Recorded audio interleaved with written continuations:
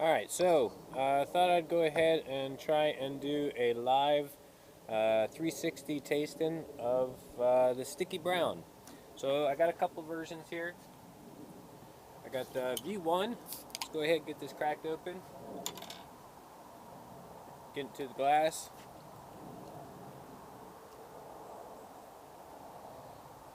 There it is. Looking pretty nice in all its glory.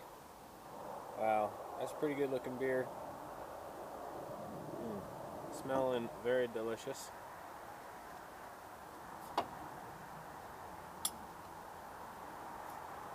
Let's go.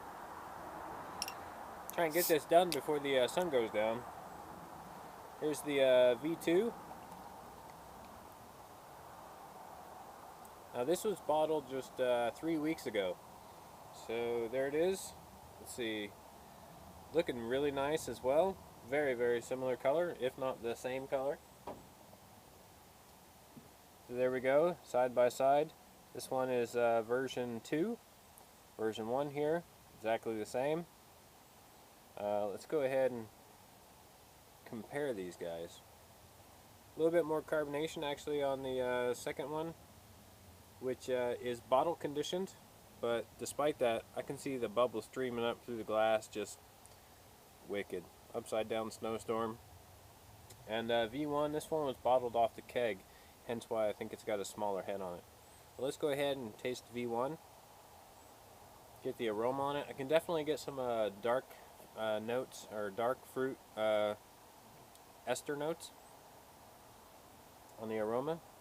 Gonna take a sip.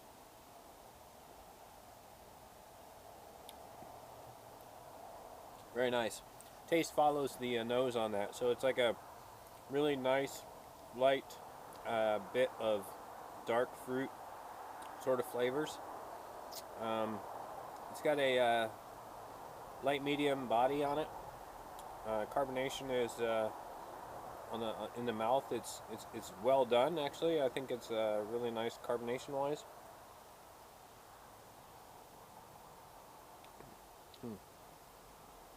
Very smooth. Finish is clean, and then the flavor diminishes, hangs around for a bit. The sweetness, there is no sweetness in the aftertaste. It goes away and leaves a really nice that light notes of dark hint of fruit on the for the fruity esters. Very nice. All right, let's go in for the. Not sure where to put this one. Let's go in for the version 2. And the cap is just hanging around there forever. Gorgeous looking beer. Very nice and clear, even though it's bottle conditioned. Not getting much on the aroma on this one. Not much at all.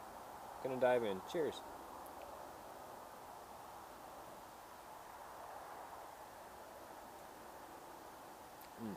Okay.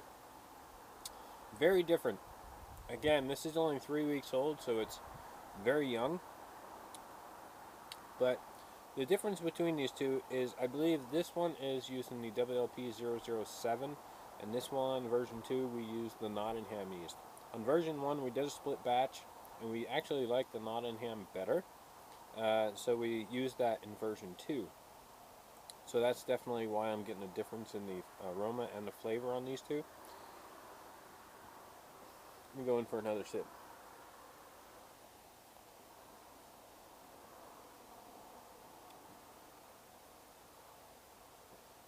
Has a lot less fruity esters on it.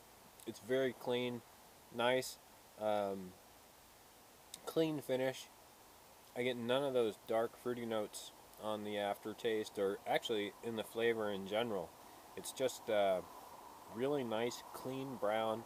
It's got a good bite of bitterness for a brown ale, like an English brown. Nowhere near an IPA, or probably in maybe around the ballpark of like on the lighter side of a pale ale, in terms of bitterness.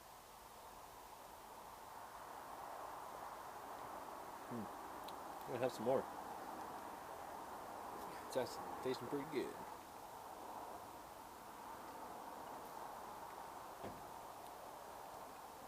I'm amazed at how clear that is just after yeah, 3 weeks in the bottle, actually. Freaking head on that, it's nice and pillowy. Pretty amazing for such a young beer. Totally amazed.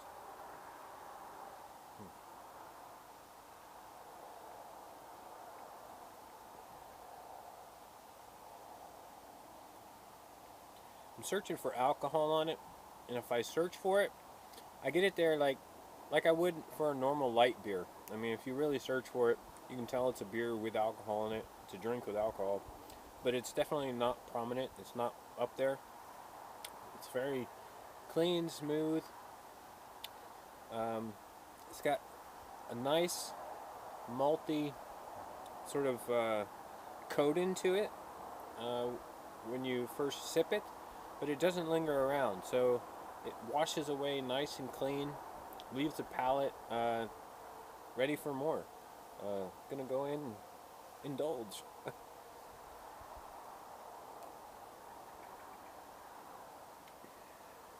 Cool. I'm gonna enjoy that very, very much. Sticky Tentacles, Christian, he has half the batch as well, so he'll be able to give his spin on his taste and notes. I think hopefully we'll have a video in the near future from him about this. This was a very nice collaboration, and I really enjoyed the way that this turned out. So I don't have much else that I can do around here. I don't know if you guys are actually able to move the screen around. You should be able to. It's a 360 video. But hey, there it is. That's all I'm gonna say for now. Thanks for watching the video. Cheers.